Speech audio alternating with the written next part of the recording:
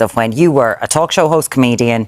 He was a reality show. He had The Apprentice, which was all fiction. Yes. And a lot of people in America didn't know that it was fiction because they sold him as America's biggest successful businessman, and he had been bankrupt 6 times, and he had lots of charges of sexual abuse against him, and he is, known for lying and for corruption, and he had a charity that he and his family now can never do a charity again in New York because they stole money from children who had cancer. And this is all. This interview is already causing a lot of debate, and once you hear what Rosie O'Donnell has to say, you'll understand why.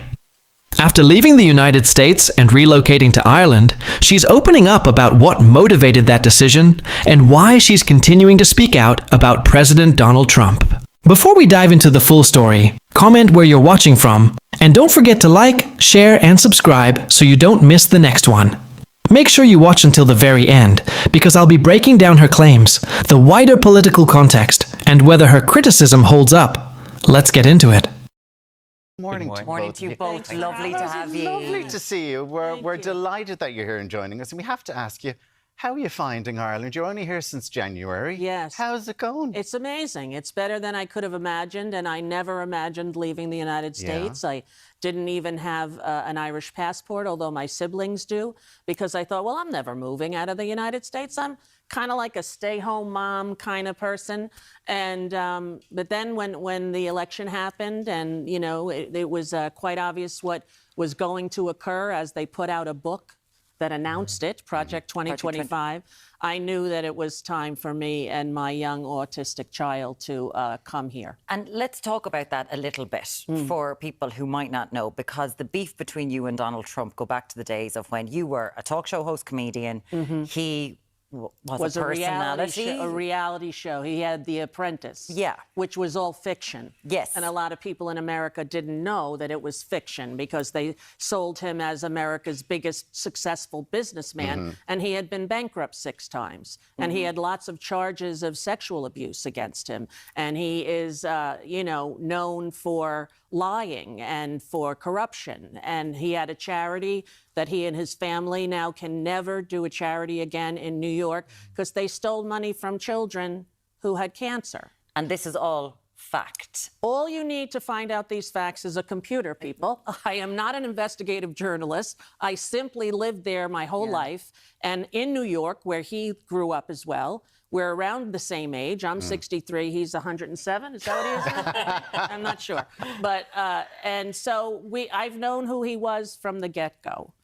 But a lot of male chat show hosts were saying the same things that you were. Yes. But it was just you. You just got under his skin. And he went crazy in a way that I was shocked. And it's almost 20 years since that show. And he's still, to this very day, at the debate, they said to him, "You call women pigs, gross, disgusting, fat, ugly." And he said, "No, only Rosie O'Donnell."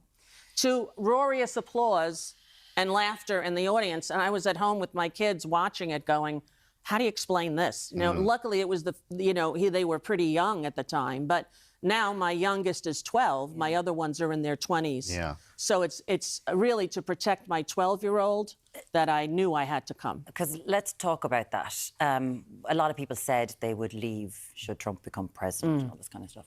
You did leave for reasons of safety. What was happening to you in the streets?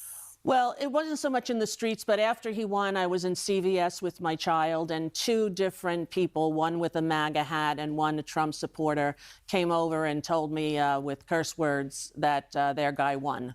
And said the F word in front of my child, who said, "Why are people cursing at us?" And I said, "Well, remember I told you that there was a guy who's not so nice and he's running for president again? Remember when you were a little baby and he was the president and everything went wrong?" She said, "Yes." I said, "Well, he's back now." And she said, "So it's time for us to go."